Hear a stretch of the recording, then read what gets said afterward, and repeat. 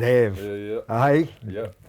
job done, job completed. Yeah. All done, and yeah, we're in there. We're finally in there. There's no more talking about when we'll get in there.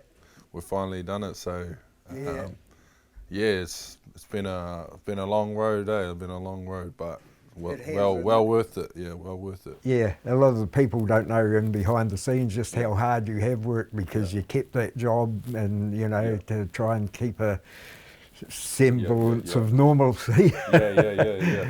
As well as being a fully professional athlete at the same time. Yeah. It's a hard road, but when I think about like all the times like pushing through those hard moments, like the working through the rough jobs and being a full-time athlete, it's like given me a power over the other guys, you know, like my competitors, and it's given me a skill like I've really harnessing and on that gratefulness, and I feel like I have like something that they won't have, you know.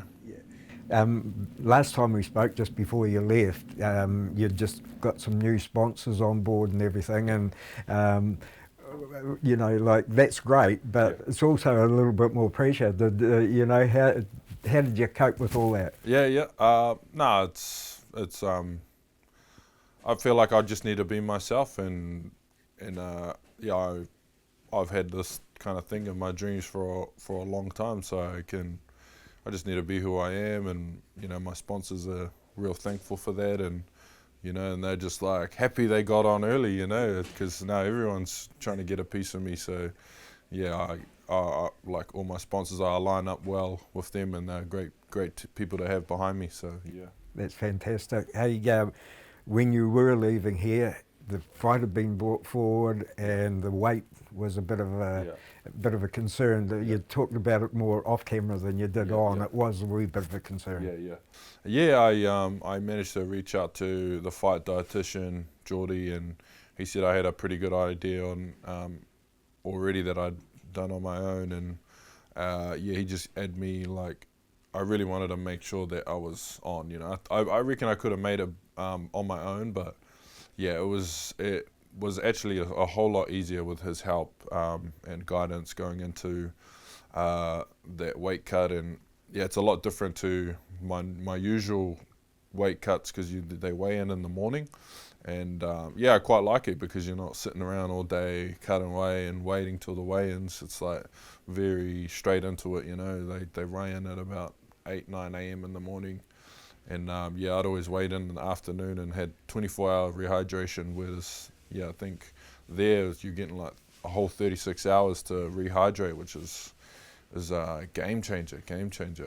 I feel like I went into my fight full, like, you know, really full. So it was good. I haven't heard anybody say about this, but watching the fight, there was a couple of times he touched you, and you know, he was there for playing for keeps, and it was a big deal for him. That's why I was very excited for this fight. He wasn't like in there trying to survive, trying to grind out a decision or nothing like that. He really came in and said, you know, I'm gonna knock you out or get knocked out, and he was opening himself up, and I think I knew like my athleticism and smarts would play through. I feel like I set a good tone in the first round. I was very strong. I applied pressure and was efficient with my movement. And I knew I just needed to be disciplined, and that the finish would come. I didn't need to get too chaotic, you know. I feel like, okay, I've got my foot on his throat, like let's just ease it on, and he'll open himself up. And I think he did. Was like, I could feel him breathing heavy. He opened up with the left hook, and then so did I. And obviously I was just a better man in that exchange. In that first round, when he did hit you at least once, maybe twice with that right hand. Heavy punch. So Eugene had trained me, and like noticed on some of his footage, he was very good at rolling off the right hand off his left shoulder, and I think I was feeling myself in the first round. I mean, okay, let's put some heat on him now, and I really bridged in hard with the 1-2, and I saw him bounce it off their shoulder. and I was like, it was almost like it was slow-mo, and I was like, oh man, I'm going to eat a big one right here. And I managed to get my hand in time to catch his right uppercut, and I felt it through the guard, and I was like, yep. I was like, yeah, that was a good one, you know. So, yeah, like I think because I knew we trained for it with that response, like I was able to see it in enough time that it didn't rock me or anything. But yeah, and he had a good left hook, and even I was blocking some of them. They were like, there was some weight on it, there was some power. So yeah, it was good. It's good. Good to get a bit of, you know, feel it out, get some adversity. Yeah. And when you landed the sweetest punch that you could see, it didn't look like it was loaded or anything. It just natural in speed. And Yeah. I originally paused because I thought he would go back on my right hand. I thought he would take a step back, and I would try and step over my right leg and hopefully catch him moving away on the cage with the left hook, kind of similar to the way Kai had his last knockout, where he stepped over the hand, but he kept his feet on the floor rooted, and I was like, okay, well, I don't need to step through here. So I paused for a split second. I saw he was there, and then I launched it and just turned my knuckles down so that it would like stick to him, and it like hit him very precise on the jaw, and as I saw him go down, I was like, oh, that's a big one. Like I was gonna walk off, but you know, I was like, you know, I'm here to do my job. So I just winded it up really slow, and I'm looking at the ref like, come on, man, come in and stop it. So yeah, he was taking his sweet time, but he got there in the end. So yeah. I thought that was good sportsmanship on your part. Yeah. I just was trying to do it really, really wind up and slow, and I was like, man, is he gonna come over? Or yeah, he got there in time. So. Yeah, it's good. And of course, you would have known, you didn't really have to wait. You would have known that was good enough to get you. Yeah, no, I saw that how lackluster the card was, like just watching the fights leading up to mine, and yeah, I knew it was like someone needs to own the moment, and I'm gonna do it. One guy didn't even go out. He was supposed to be right before me. I looked at him and I just thought, you know what?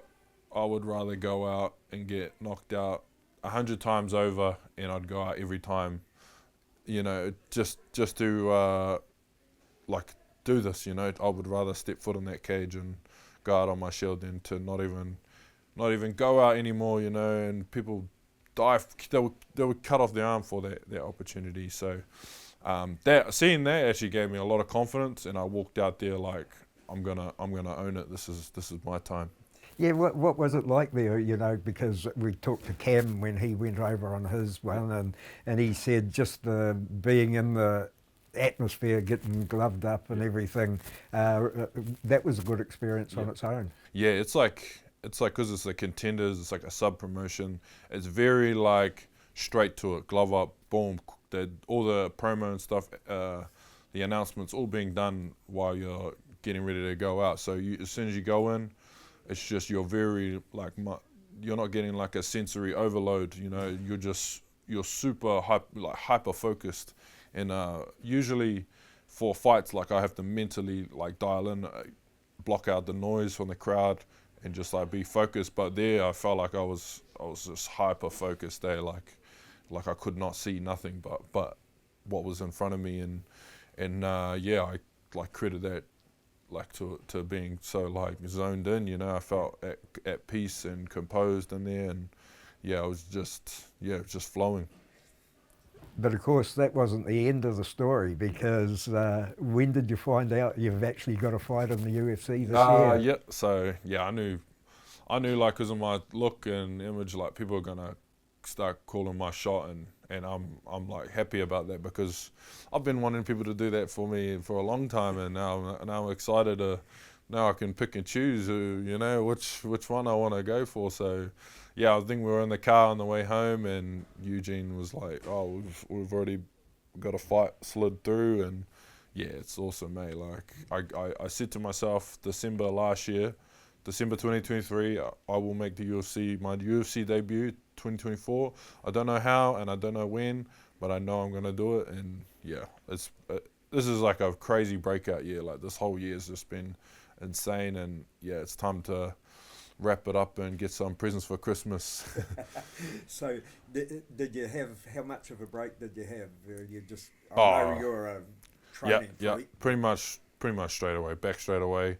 Yeah, I can do that now because I enjoy being here. Like, I don't get that post-fight blues. Like, a lot of, you see that a lot, or people, they feel like they need a relief from their life. But my whole way through a camp, I always like enjoy myself.